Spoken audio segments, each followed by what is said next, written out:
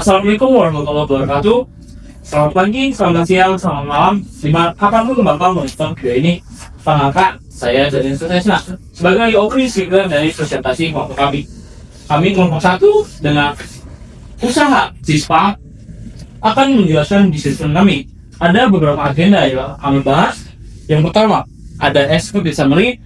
Yang kedua, ada latar belakang dan peluang pasar. Yang ketiga, ada profil perusahaan. Yang keempat, ada model bisnis kanvas. Yang kelima, ada analisis pasar dan SWOT. Keenam, ada strategi pemasaran. Ketujuh, ada struktur organisasi. Kedelapan, ada analisis keuangan. Dan 9, kesimpulan dan penutup. Selanjutnya, executive summary. Profil dan konsep usaha kami. Nama usaha kami adalah Cispa. Jenis usaha adalah food and beverage atau F&B. Nah, bentuk usaha kami sendiri adalah project based entrepreneurship. Usaha kami muncul dari proyek mata kuliah Technopreneurship dari program suci PSTI. Kami berlokasi di Purwakarta, Jawa Barat. Dengan konsep bisnis adalah Cispa, usaha kuliner yang berbasis project based entrepreneurship yang menghadirkan cheese roll kimia dengan teksturnya di luar dan creamy lembut di dalam. Kami juga menawarkan berbagai hal lainnya, yaitu kami hadir dengan variasi rasa lebih beragam, lalu harga yang terjangkau, 3 ada jam operasional yang lebih fleksibel, dan akses layanan online serta delivery. Nah, latar belakang dan peluang usaha yang kami temukan. Pertama, latar belakang kami ada dan hadir sebagai Cispa adalah pertama, industri kuliner Indonesia. Menurut Badan Pusat Statistik Indonesia, pertumbuhan sektor F&B di kuartal 3 tahun 2024 yaitu meningkat sebanyak 9,21%. Dan tren makanan kekinian dengan variasi rasa juga sedang tinggi di Indonesia, pun di Purwakarta sendiri. Lalu selanjutnya ada gap pasar cheese roll yang kami temukan. Kami hanya menemukan satu kompetitor di sekitar kampus kami, pun mereka hanya memberikan satu varian rasa. Lalu waktu mereka pun terbatas, mereka hanya berjualan di malam hari saja. Dan selanjutnya jangkauan mereka sempit, tidak ada layanan online ataupun delivery. Nah, maka dari itu kami Cispa hadir dengan memberikan 5 varian rasa. Ada original, ada keju, ada coklat, ada matcha, juga ada tiramisu.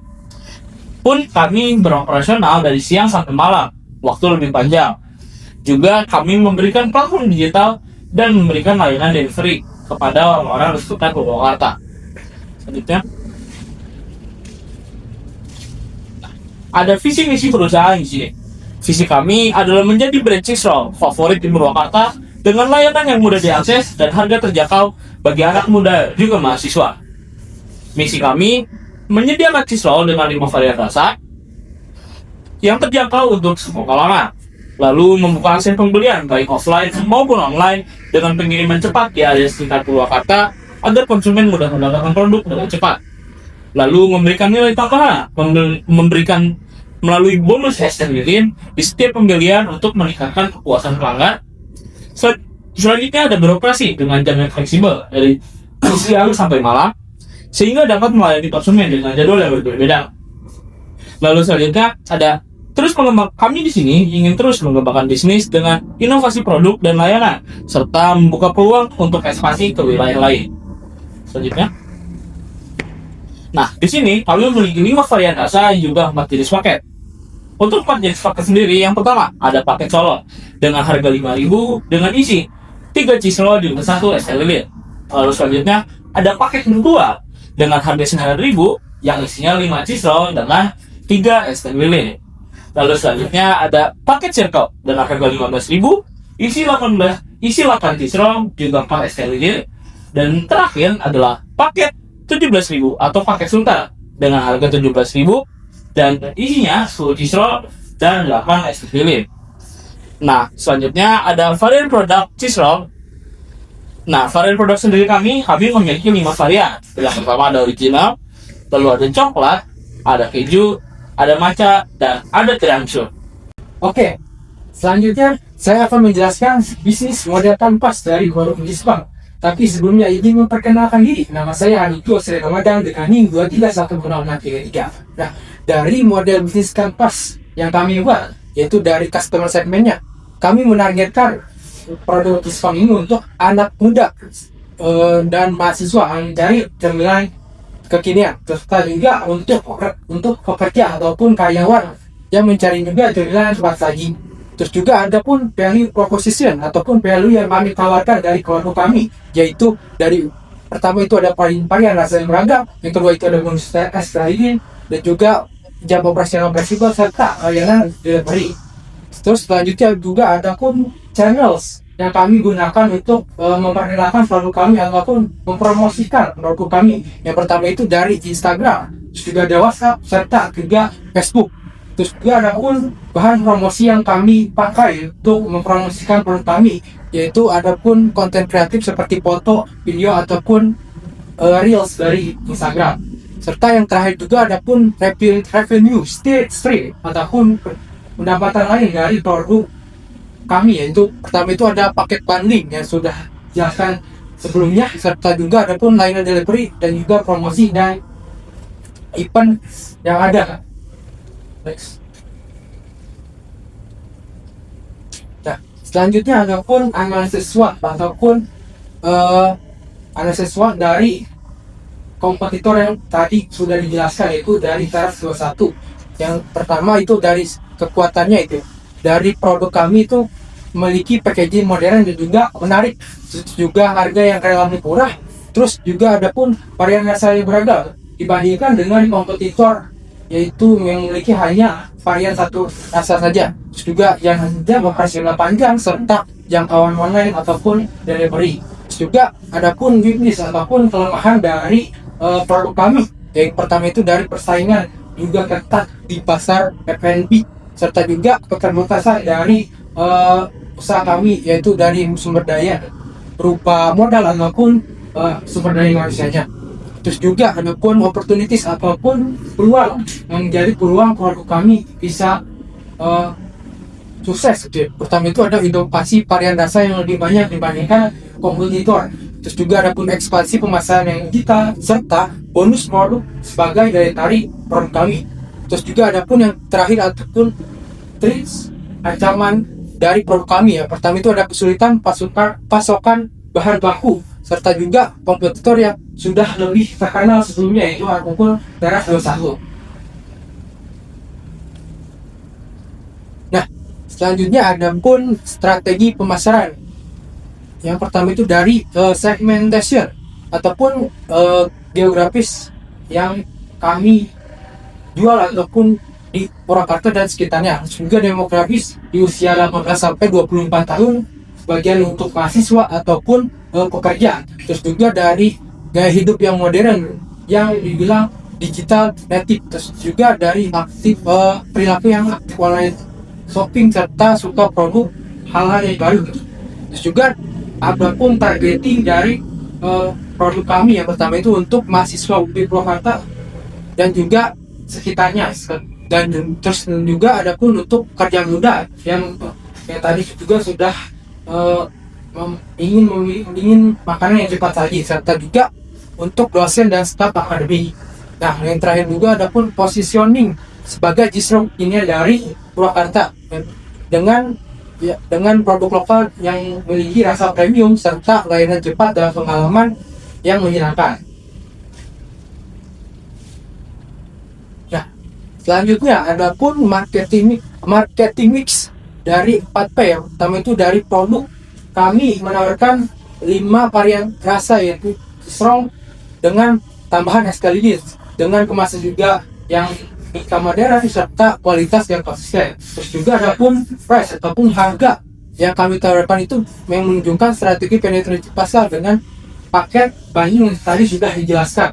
Terus juga ada pun place ataupun tempat produksi yang kami buat nantinya akan berada di pos tim Jisung sendiri. Terus juga ada pemasarannya itu dilakukan di UPI Purwakarta dan juga sekitarnya, serta channel digunakan itu adalah channel Instagram, WhatsApp dan juga Facebook. Serta yang terakhir itu ada bahan promotion yang dimana kami melakukan upload material setiap minggunya di Instagram dengan story harian dan juga WhatsApp grup kampus serta Facebook sebagai marketplace lokal. Nah, kami juga sudah melakukan survei sebagai potensi pasar dari produk Jepang ini, yang menunjukkan hasil responden yang mengisinya itu ada 32 orang dengan 75% laki-laki dan juga 25% perempuan. Terus juga rentang usia 18 sampai 24 tahun di mana 96,9%. Terus juga mahasiswa yang memiliki mayoritas yang mengisi survei kami dengan persentase 96,9%. Serta juga 68,8% yang tinggal di kos. Nah, ketertarikan dari produk kami itu memiliki 84,4% yang menunjukkan dari hasil survei, dan juga daya tarik utama dari hasil survei itu menunjukkan orang-orang ini memiliki daya tarik dari harga terjangkau dan juga varian rasa yang kami tawarkan. Terus juga 56,3% yang menilai harga yang kami tawarkan ini sangat wajar gitu ya. Dan juga 68,8% yang akan merekomendasikan produk kami dengan hasil survei yang ada. Dan juga terakhir, serta saran yang kami dapatkan dari hasil survei yaitu berupa tambahan topping ataupun varian rasa yang memang nantinya bertambah. Baik, setelah tadi kita mengenal bahwasannya apa itu Cisbung dan juga bagaimana sih Cisbung itu akan menargetkan personanya. Di sini saya akan memperkenalkan terlebih dahulu. Saya Fikrian Saira Ramadan, bagian dari kepala dari keuangan Cispang ini. Nah, sebelum itu saya akan menjelaskan dulu bagaimana sih struktur dari organisasi ataupun struktur dari perusahaan Cispang kita. Nah, tadi saya sudah perkenalan mengenai kepala dari keuangan si Cispang ini. Kemudian nanti kita kepada CEO kita atau si Executive Officer yaitu Daniel Satresna, yang mana sudah menjelaskan bagaimana bahwasannya Cispang itu bisa menjadi sebuah perusahaan ataupun menjadi sebuah perusahaan. Nah, selanjutnya ada Kang Hadityo. Tadi telah menjelaskan bahwasannya Kang Hadityo ini ternyata adalah kepala dari marketing kita sendiri, yang mana mereka juga Kang Kio sendiri itu menjelaskan mengenai bagaimana kita bahwasannya sampai Cispung ini kepada pelanggan kita ataupun persona yang telah kita targetkan gitu. Dan yang terakhir nanti akan dijelaskan oleh Kang Muhammad Aris Tama, yang mana Kang Aris sendiri ini adalah kepala dari production kita dan juga quality control dari produk kita sendiri ataupun Cispung itu sendiri. Baik, ke selanjutnya. Nah, di sini saya akan menjelaskan bagaimana analisa keuangan yang memang menjadi bahan dasar si keuangan Cispang itu sendiri. Kita akan menganalisis bagaimana modal awal, kemudian biaya tetap, dan juga bagaimana biaya variabel yang ada pada Cispang ini. Oke, kita kepada modal. Nah, jadi setelah diperhitungkan, ternyata terdapat modal awal yang mana sebesar 265.000, yang mana 265.000 ini kita bagi menjadi dua, ada biaya tetap dan juga biaya variabel. Nah, variabel biaya tetap atau biaya yang memang sudah kita tentukan yang mana konstan itu kita bagi atau kita tentukan, yaitu ada dua, ada biaya gas dan juga biaya bahan bakar. Nah, kedua hal ini itu digunakan untuk sebenarnya untuk delivery. Pertama yang pengisian bahan bakar itu untuk delivery kita kepada pelanggan, dan untuk gas itu kita untuk biasa untuk memproduksi si Cispang itu sendiri.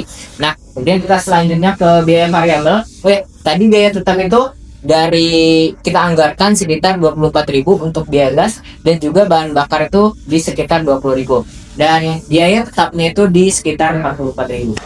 Dan kita lanjut ke biaya variabel. Nah, di biaya variabel ini itu adalah biaya yang dikeluarkan sesuai dengan produksi Cispang ini. Nah, setelah kita hitung ternyata beberapa unsur utama yang menjadi bahan baku dan juga biaya packaging kita pisah nih. Saya tidak mendetailkan sini, jadi kayak kategorisasi dalam bahan baku dan juga biaya packaging. Dan ternyata ketika dihitung, ternyata bahan baku yang kita akan biaya variabel terutama dalam bahan baku si Cispang ini itu dikeluarkan sekitar 143.000, dan untuk biaya packaging dan lain-lain kayak skala mika ataupun menggunakan plastik itu ternyata kalau dihitung menjadi 78.000. Sehingga biaya variable cost untuk sekali produksi, dan ini produksinya untuk 140 piece dan dikeluarkan sekitar 221.000. Next. Kita lanjut di sini. Tadi sudah dijelaskan bahwasannya si paket dari Cheesepang ini terdapat beberapa paket, yaitu ada paket rombongan Sultan, paket rombongan paket circle sebenarnya. Ini ada pesan kedua, yang ketiga ada paket berdua, dan juga ada paket solo. Nah, dari 4 paket ini kita menjual dengan range 17.000, 15, 9, dan 5. Nah, kita menghitung terlebih dahulu untuk mengetahui si BP. BP itu kan kita harus tahu nih titik imbas kita ketika mengeluarkan modal berapa sih kira-kira yang harus dikeluarkan atau paket yang harus terjual, dan juga berapa perhitungan agar kita sesuai dengan modal awal gitu. Nah, ternyata kita hitung dulu terlebih dahulu per paket. Nah, di setiap paket itu untuk paket rombongan Sultan kita berbeda nih isinya. Ada misalkan yang paket A atau rombongan Sultan itu misalkan isinya 10 tuh. Isi 10 tadi yang sudah dijelaskan itu baru kita tangkap bahwasannya untuk pembuatan produksinya itu misalkan 221 itu untuk 140 piece. Nah, 140 piece itu nanti kita cari biaya variabel per produksinya. Jadi si Cheesepang ini ketika kita produksi mengeluarkan biaya berapa sih untuk satu cheese roll? Nah, untuk satu cheese roll itu ternyata mengeluarkan sekitar 1.500-an. Nah, kita pembulatan di sekitar 1.600. Kemudian kita kalikan 10 per bundling paketnya. Nah, setelah itu tadi yang sudah saya sebutkan bahwasannya kita bulatkan di 1.500. Nah, 1.500 itu kita masukin ke paket A. Jadi paket bundling kita masukin. Jadi misalkan ini isinya 10, oh masuk kali 10 jadi berarti 15.800. Nah, sama halnya dengan paket yang selainnya gitu. Nah, setelah dari hal tersebut kita tentukan dari proporsi penjualannya. Sekiranya apa sih yang bakal bundling mana yang bakal tertarik atau menarik dari sisi target ataupun segmen dari si pelanggan. Nah, kelompok kami setuju bahwasannya yang akan banyak membeli itu di target di paket D, karena memang segmen yang kita tuju itu adalah mahasiswa, yang mana mahasiswa itu biasanya melihat bahwasannya lihat dari sisi worth it to buy. Jadi makanya kita berikan porsi yang paket D itu lebih banyak. Nah, setelah dari menentukan porsi penjualan, kita menentukan juga margin. Nah, margin ini adalah dari target jual kita kepada dikurangnya dari variable cost per bundlingnya. Makanya ini kenapa 5.000 dan dikurang 4.800 hasilnya adalah 200. Dan ini adalah hasil dari margin pengurangan dari per bundlingnya itu sendiri. Nah, dari per bundling tersebut keluarlah margin, dan kemudian nanti dari margin ini kita rata-ratakan gitu. Kira-kira berapa sih pendapatan yang kita hasilkan gitu dari tiap margin. Nah, kemudian nanti ada hasilnya itu sekitar 870-an, tapi kita bulatkan di 900. Nah, 900 ini itu akan menjadi pembagi apa? Karena BFP itu kan adalah pembilangnya adalah biaya cost, yang bawahnya itu adalah bagian yang tadi yang sudah kita hitung. Kemudian nanti kita masukkan, barulah keluar bahwasannya kita perlu menjual selama 1 bulan itu kita harus menjual 49 paket dari total keseluruhan paket yang udah kita tentukan gitu. Jadi dari 49 ini nanti akan kita tentunya menjadi titik impas kita berjualan si Cheesepang. Kemudian nanti ada BFP total. Nah, BFP total ini dalam bentuk rupiah tuh. Dan ternyata kalau kita hitung dalam rupiahnya itu sekitar 432.900. Dan hal tersebut sama kalau misalkan kita ubah misalkan biaya variable cost-nya itu kita kalikan semua per proporsinya, baru nanti kita hitung gross profit-nya berapa, baru nanti akan ketemu hal ini gitu. Lanjut.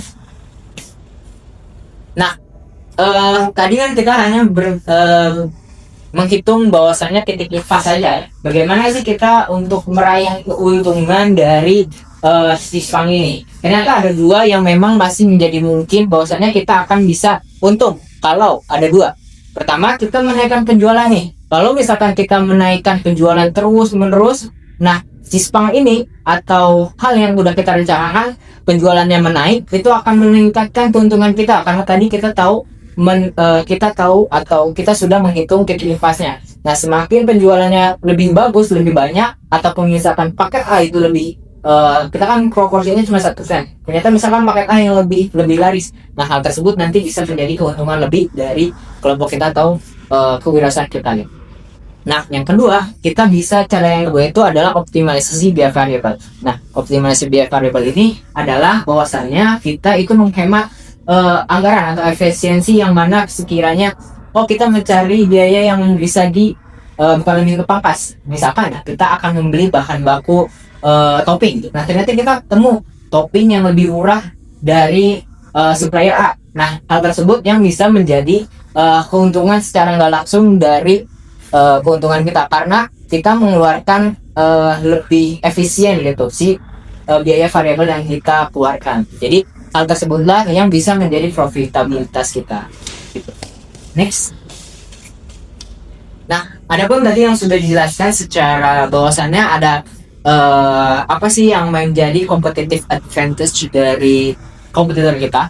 Jadi ternyata ada 6 aspek bahwasannya ternyata dari varian rasa kita lebih banyak dari kompetitor, kemudian dari operasional kita lebih lama, kemudian dari channel dan juga bonus. Bonus kita juga ada SK lilin ternyata. Jadi nanti setiap pembelian itu akan ada bonus di dalam paketannya tersebut. Jadi jangan lupa untuk beli si cheese roll ini.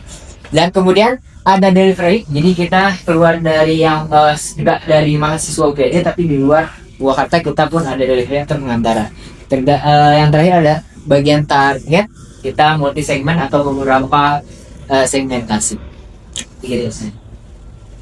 Oke, baik. Saya ingin melanjutkan dari presentasi kita ini tentang topnya produksi Cispung. Tapi sebelumnya saya ingin memperkenalkan diri. Nama saya Muhammad Rizal Putra, selaku Head Production and Quality Control yang sudah tadi dijelaskan oleh Kang Fidri perihal tupoksi atau struktur organisasi.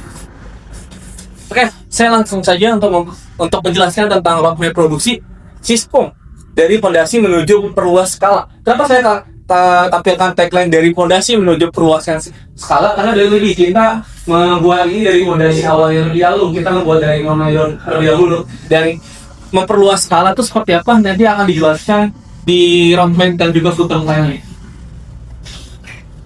Oke, ini adalah roadmap dari Cispung itu sendiri. Saya membuatnya 3 bulan terlebih dahulu. Bulan pertama, bulan kedua, dan bulan ketiga. Saya tahu future plan seharusnya lebih dari ini.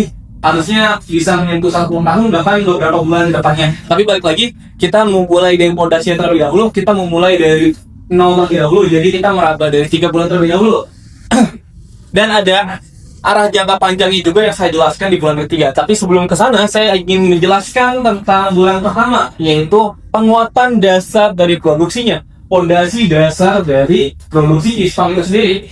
Seperti yang saya jelaskan tadi, ini adalah dasarnya. Bulan pertama kita menyiapkan tentang bisnis plan-nya, menyiapkan tentang administrasi ataupun bahan-bahan yang akan dibeli gitu barangnya. Jadi di bulan pertama kita menyiapkan hal-hal tersebut, menyusun SOP produksi dan quality control-nya, menyiapkan alat bantu produksinya kayak mungkin wajahnya, mungkin spatulanya dan juga saringannya. Dan di sini juga pasti kalau misalkan sudah ada bahan, ada alat dan juga pasti ada bahannya atau stoknya. Di sini juga kita menyiapkan membangun pencatatan stok bahan baku. Berapa yang kita harus beli dan segala macam, dan ini berkaitan dengan SOP-nya atau produksinya itu sendiri. Dan setelah hal tersebut sudah kita dapatkan, baru kita uji cobanya. Bagaimana umur yang baik, bagaimana cepatnya rasa yang baik, bagaimana Cispang ini mendapatkan hasil yang baik untuk para pelanggan. Itu untuk bulan pertama ya, bulan sekarang. Selanjutnya kita lanjut ke bulan kedua atau inovasi efisiensi dari Cispang ini sendiri, produksi dari Cispang itu sendiri. Yang pertama pasti kita melakukan uji coba varian rasa yang terbaru. Nah, hal ini pasti disarankan ataupun diberikan masukan tersebut oleh dari konsumen kita. Dan itu hasil dari poin ketiga ini, mengadakan mini survei internal terhadap rasa, kemasan, dan juga respon pelanggan. Dan pasti dari respon pelanggan tersebut menyarankan rasa ini, rasa itu, gitu, rasa real, rasa yang tadi sudah ada di angket gitu. Ini bakal ditambahkan di bulan kedua tersebut. Jadi kemungkinan besar kalau misalkan memang ada yang request ada rasa yang memang dia inginkan di roll kita juga nggak bakal menambahkan ini sendiri. Dan selanjutnya melakukan analisis efisiensi biaya dan waktu produksi. Karena kami sudah melakukan uji coba di bulan pertama, pasti ada evaluasi ataupun yang ingin kita efisiensikan dari produksi itu sendiri, entah itu pembiayaan, entah itu pembuatannya. Jadi di bulan kedua kita melakukan evaluasi terhadap bulan pertama, dan selanjutnya melatih anggota dalam rotasi peran produksi. Di sisi lain kita juga kan tadi ada delivery, ada yang mau masaknya, ada yang dibagangnya, dijualnya gitu. Nah, hal tersebut juga kita perlu dirotasi agar tidak di dulu dalam hal tersebut. Tapi balik lagi, kita akan menyapa hal tersebut di kemudian hari ketika emang sudah ada pembagian tugas produksinya, agar tidak terlalu jenuh di posisi tersebut juga. Dan selanjutnya kita ke arah jangka panjang atau bulan ketiga dari Jepang itu sendiri. Produksinya adalah pastinya setiap bulan kita bakal mengevaluasi hasil implementasi 2 bulan sebelumnya. Apa yang kurang, apa yang harus ditingkatkan, apa yang salah, dan apa yang harus dibenarkan. Dan selanjutnya menyiapkan simulasi produksi skala event atau pre-order massal sebagai uji kesiapan menuju tahap produksi rutin. Balik lagi tadi sudah dijelaskan oleh Nabi, kita produksi berapa dalamnya itu hanya jangka pendek. Kalau misalkan kita di jangka panjangnya kita mempersiapkan untuk yang memang banyak pesanan yang memang pre-ordernya bakal banyak, dan juga event-event yang kemungkinan besar ada belajarnya ya. Dan selanjutnya karena emang mempersiapkan order yang massal, kemungkinan besar kita bakal mengubah dari yang semi rutin menjadi lebih rutin untuk memproduksinya. Tapi balik lagi, ini jangka panjang di kemudian hari ketika emang si 2 bulan ini berhasil di ibaratnya. Dan ini bakal balik lagi ke poin pertama, yaitu jika roadmap ini berjalan sesuai target, ini sudah di announcement di awal, kemungkinan besar kita bakal ke tahap produksi semi rutinnya. Dan poin terakhir adalah pastinya ketika emang kita sudah berhasil di 1 bulan dan 2 bulan terakhir, kita juga bakal memperluas jangkauannya, tidak hanya itu di Purwakarta aja. Bisa saja di Purwakartanya secara luas, ataupun mungkin di daerah Cikampek yang daerah asal pun tinggal dari kami itu sendiri. Itu untuk roadmap ataupun future plan yang sudah sedikit saya jelaskan. Selanjutnya kita bakal membahas tentang resiko ataupun solusi dari resiko yang memang dari produksi Cispang sendiri. Nah, strategi mitigasi resiko produksi Cispang ini yang saya simpulkan ada terbagi 2, yaitu resiko dari bahan baku dan juga resiko dari SDM kita sendiri, yaitu manusianya itu sendiri. Yang pertama, kalau misalkan dari bahan baku adalah keterlambatan atau kekurangannya dari bahan baku itu sendiri. Dan selanjutnya ada kualitas bahan baku yang tidak konsisten. Ketika stok di orang tersebut habis, kita mau nggak mau gitu, membeli yang dari yang lain. Dan di sini adalah overproduction dan underproduction. Dan yang terakhir dari bahan baku adalah kenaikan harga bahan bakunya itu secara mendadak. Kita tidak tahu inflasi ataupun karena di Indonesia bakal naik dulu gitu kan. Itu menjadi resiko di kemudian hari. Makanya saya mencatat di hal tersebut. Dan dampak dari bahan baku itu sendiri adalah ini, produksi terhenti atau tidak mencapai target harian. Itu dampak dari misalkan keterlambatan atau kekurangan dari bahan baku. Dan strategi mitigasi ataupun solusi praktis dari saya adalah menetapkan 2 pemasok cadangan untuk bahan utama seperti kulit lumpia, keju, dan topping, dan membuat stok buffer 1 minggu untuk bahan penting agar tidak terganggu saat permintaan meningkat. Dan kualitas bahan tidak konsisten, balik lagi kalau misalkan memang tadi kekurangan dan keterlambatan, mau nggak mau kita mencari mitra yang lain gitu ibaratnya. Tapi di sini saya menyarankan untuk memiliki brand yang sama ibaratnya. Jadi kayak secara bahannya yang sama gitu ibaratnya, walaupun tempat yang lain gitu ibarat. Dan di sini adalah kenaikan harga bahan baku kurang lebih sama dengan kualitas bahan tidak konsisten gitu ibaratnya. Kita bakal mencari-cari juga. Nah, di sini saran dari saya mencatat harga rutin dari pemasok untuk mendeteksi tren naik dan juga menyusun menu alternatif atau bahan kecil yang tetap menarik tapi hemat bahannya. Itu bakal kita obrolkan juga ketika emang hal tersebut terjadi gitu ibaratnya. Tapi kita sudah membuat skema-skemanya juga. Dan selain dari bahan baku, dari kita juga mungkin ada resiko yang muncul dari human errornya itu sendiri, yaitu entah itu kelelahan, entah itu kesalahan dalam penggorengan atau pemesan, dan juga kita menggoreng atau membuatnya terlalu banyak atau terlalu dikit gitu ibaratnya. Itu kan salah satu error atau kesalahan perhitungan dari manusia itu sendiri. Di sini juga saya sudah membuat mitigasinya ataupun strategi pencegahannya gitu. Menjalankan latihan internal singkat tadi yang sudah saya jelaskan juga gitu. Kita juga bakal merotasi juga, khawatir ada jenuh di salah satu tupoksi gitu. Jadi kita membuat kayak setidaknya belajar dulu gitu, entah itu masaknya, entah itu menggulungnya ataupun beri toppingnya gitu. Dan untuk kelelahan ataupun human error tadi sudah saya singgung juga di future plan ataupun roadmap, membagi jadwal kerja menjadi shift ringan gitu dan memberikan waktu istirahat singkat antara proses penggorengannya ataupun produksinya. Itu strategi mitigasi ataupun resiko yang bakal kemungkinan besar muncul dari produksi cheese punk ini sendiri. Selanjutnya, kesimpulan dari bisnis plan kita, cheese punk hadir sebagai inovasi kuliner lokal yang menggabungkan cita rasa modern dengan sistem produksi yang efisien. Dari perencanaan hingga pelaksanaan, seluruh proses diarahkan kepada 3 fokus utama, yaitu kualitas produksi yang konsisten, efisiensi kerja, dan inovasi berkelanjutan, bro.